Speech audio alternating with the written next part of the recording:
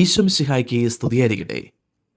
ചാലക്കുടിക്കടുത്ത് കൊട്ടാറ്റ് ഗ്രാമത്തിൽ 1896 ഡിസംബർ 8-ാം തീയതി തച്ചുപറമ്പിൽ പൗലോസിൻ്റെയും റോസയുടെയും 9ാമത്തെ മകനായി ജനിച്ച ചേലക്കരയുടെ പ്രേഷിതൻ എന്നറിയപ്പെടുന്ന ദേവദാസൻ ആൻ്റണി തച്ചുപറമ്പിലച്ചൻ്റെ കല്ലറ സ്ഥിതി ചെയ്യുന്ന ചേലക്കരയിലെ സെൻറ് മേരീസ് ഫൊറോന ദേവാലയം. ദേവാലയത്തിൻ്റെ ഉള്ളിലാണ് ദേവദാസൻ ആൻ്റണി തച്ചുപറമ്പിൽ അച്ഛൻ്റെ കല്ലറ സ്ഥിതി ചെയ്യുന്നത്.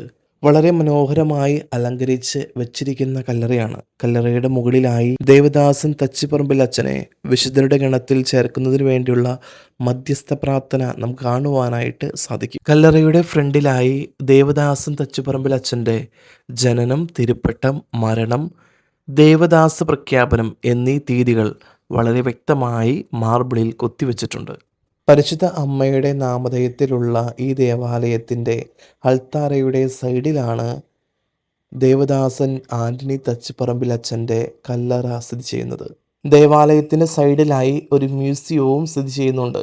അവിടെ നമ്മൾ ചെല്ലുകയാണെങ്കിൽ തീർച്ചയായിട്ടും അച്ഛൻ ഉപയോഗിച്ച പുസ്തകങ്ങളും അതുപോലെ തന്നെ തിരുക്കർമ്മങ്ങൾക്ക് ഉപയോഗിച്ച വസ്തുക്കളും അവിടെ നമുക്ക് കാണുവാനായിട്ട് സാധിക്കുന്നതാണ്. വിശുദ്ധ കുർബാനയായിരുന്നു അച്ഛൻ്റെ ധ്യാനത്തിൻ്റെയും പ്രഭാഷണത്തിൻ്റെയും കേന്ദ്രബിന്ദു. ദൈവസ്നേഹത്തിൻ്റെ വലിയ രഹസ്യമെന്നും വിലമതിക്കാനാവാത്ത സമ്മാനമെന്നുമാണ് അച്ഛൻ വിശുദ്ധ കുർബാനയെ വിളിച്ചിരുന്നത്.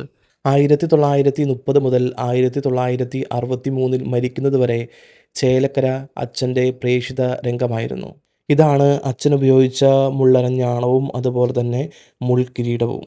അച്ഛൻ ഉപയോഗിച്ചിരുന്ന കട്ടിലും കസേരയും ലോഹയും മറ്റുള്ള വസ്തുക്കളെല്ലാം നമുക്ക് ഈ മ്യൂസിയത്തിൽ കാണുവാനായിട്ട് സാധിക്കുന്നതാണ്.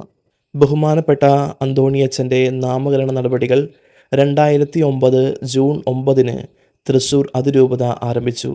നാമകരണ നടപടികളുടെ രൂപതാഘട്ടം 2020 ഡിസംബർ 8 സമാപിച്ചു.